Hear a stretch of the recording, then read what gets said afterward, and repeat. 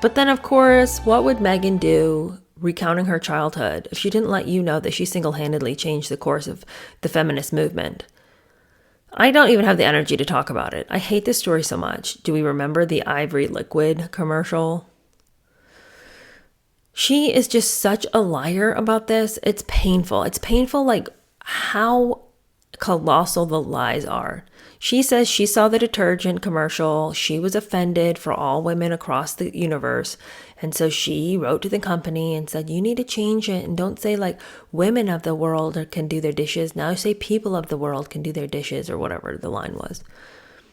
And we're supposed to completely ignore the fact that the documentary is using footage as they tell the story of Meghan Markle, who had done a spot for cable TV or something about this whole thing. Her whole class had written letters. Her dad filmed it and made a short video about it.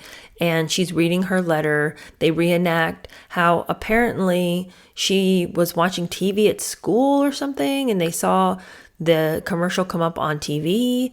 And then the boys were all like, ho, ho, ho, keep the women in the kitchen. And Meghan was like, I don't like that. That's not nice to women. We need freedom. We need rights. So then she writes her letter and, but the story's lame. It's a stupid story anyway. The fact that she would still, at the age that she is, still wear that like a feather in her cap, still act like this was a big story that's worthy of your attention and mine. Then, of course, and she's going to talk about herself as a young child. She's got to talk about what life was like being a mixed person. Mom's black, dad's white. That means her life's going to be terrible because she won't be able to find her place in the world.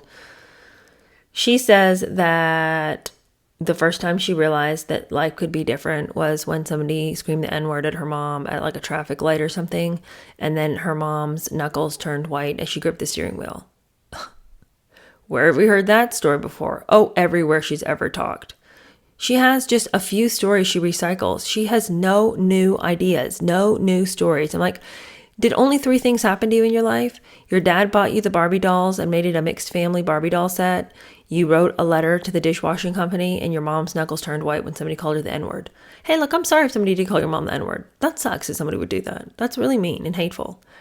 Also, she survived and you survived. If somebody wants to be a loser, that doesn't have to affect you forever. People are hateful when they're driving. People scream out hateful things all the time and act like they have had no raising, constantly and continually. The number of times that people people are mean. They get behind the wheels of their car and they turn into monsters. So it sucks that somebody did that and was mean to her mom like that, but did that need to make her question her identity as a biracial child? Well, it did. And that leads into this whole conversation in this episode, which was exceedingly boring, about her struggle with race. And I think the thing that's so frustrating to me in this episode alone was that she talks about race in 2 very separate ways, and her experience with race in 2 very separate ways. In one point in the documentary, she says that she did not even identify with the fact that she was a biracial individual. She was just a human being in the world. It never even occurred to her that she was biracial because nobody treated her any differently than they treated anybody else. Again, she was just a human in the world. And she says that she didn't really even think about her race. She says, no one ever identified me as being black. It never came up. She says that the time that she finally realized that she was black, really, or half black anyway, was when she got with Harry. And that in the UK, it became such a huge deal that she was black. And that Harry was choosing to date a half black woman. And because they made a big deal of it, suddenly she realized, oh yeah, I am biracial. I guess that is a thing about me. But then she wants to tell this whole long story later on about how, yeah, growing up was really hard for me because I didn't know where I fit. I didn't know, was I white or was I black?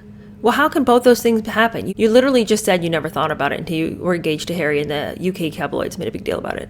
But now suddenly you want to tell me the sob story about how you just didn't know what to do in life. Your whole growing up years, you were just struggling constantly because somebody called your mom the N-word and you realized there's haters out there.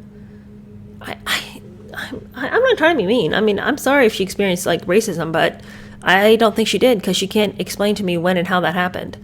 Because we got 2 separate timelines going on, 2 separate explanations of her life in literally the same episode.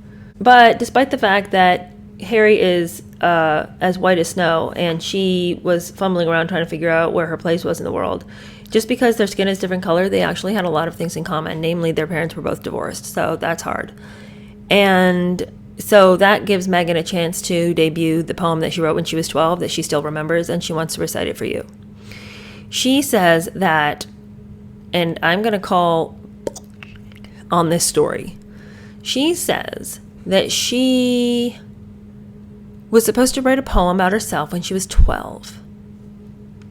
You guys, let me just say this right now. I spent 5 years of my life teaching writing to 6th graders, okay? My bread and butter was teaching writing to 12-year-olds, okay? They can't write, even when they're super well educated. A 12-year-old cannot write well. I've met maybe one or two. And I'm going to tell you right now that this poem is in large part the work of a 12-year-old. But there are words and turns of phrases here that I guarantee you are not the work of a 12-year-old.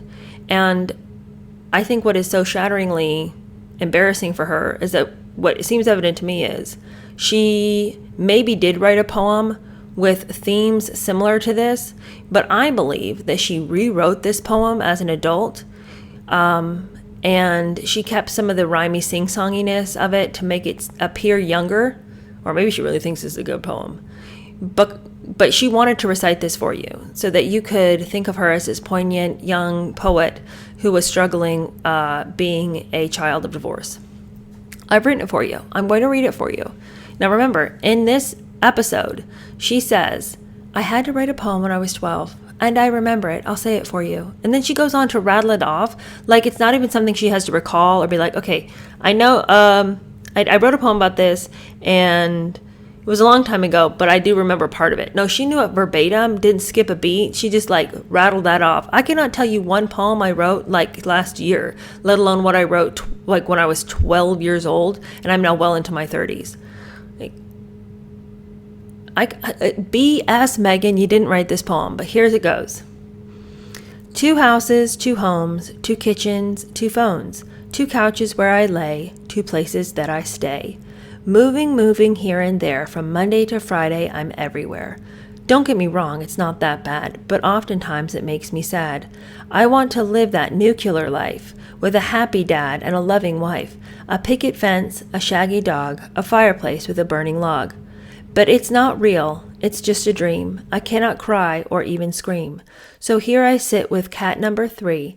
Life would be easy if there were 2 of me.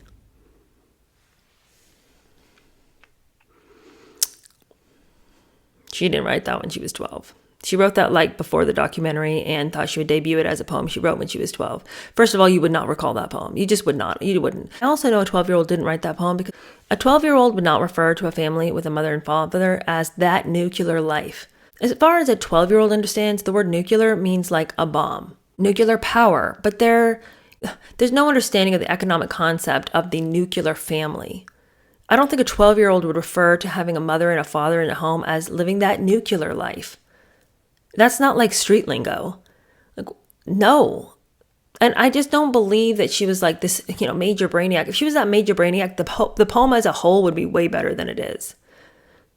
I mean, this sing-songy, 2 houses, 2 homes, 2 kitchens, 2 phones, 2 couches where I lay, 2 places where I stay. I believe a 12-year-old wrote that. But I just think that this is the biggest, it's just so lame. Just the presentation of it, her wanting to just get it in the documentary. And I'm like, you don't have anything more to say. You want to recite this poem you wrote when you were 12, which you didn't write when you were 12, but you say you did. And that's like, you want this to be the central part of your conversation about divorce and what you and Harry had in common. It's so lame. It's so lame.